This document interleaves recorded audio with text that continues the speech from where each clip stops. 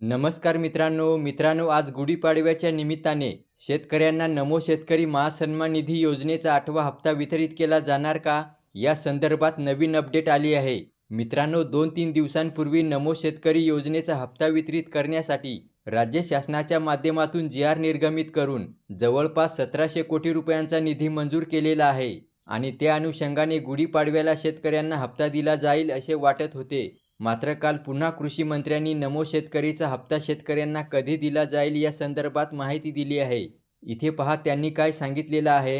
शेतकऱ्यांसाठी आनंदाची बातमी. नमो शेतकरी महासन्मान निधी योजनेचा 8वा हप्ता पुढील आठवड्यात शेतकऱ्यांच्या बँक खात्यात जमा होणार. राज्यातील 90,34,000 शेतकऱ्यांना होणार लाभ. मंजूर निधी 1,774 कोटी आणि प्रत्यक्ष वितरण 1,820 कोटी. रक्कम थेट बँक खात्यात डीबीटीने जमा होणार. म्हणजेच मित्रांनो, पुन्हा या ठिकाणी नमो शेतकरी योजनेचा हप्ता लांबणीवर गेला आहे. अजून 1 आठवड्याने शेतकऱ्यांना हप्ता मिळणार. मित्रांनो, जी आर निर्गमित झाला आहे, निधी मंजूर झाला आहे, मात्र शेतकऱ्यांना हप्त्याचे वितरण करण्यासाठी एवढा उशीर का लावला जातोय त्याचं कारण काय आहे माहीत नाही. व्हिडिओला लाईक करा आणि चॅनेल सबस्क्राईब केला नसेल तर सबस्क्राईब अवश्य करा. धन्यवाद.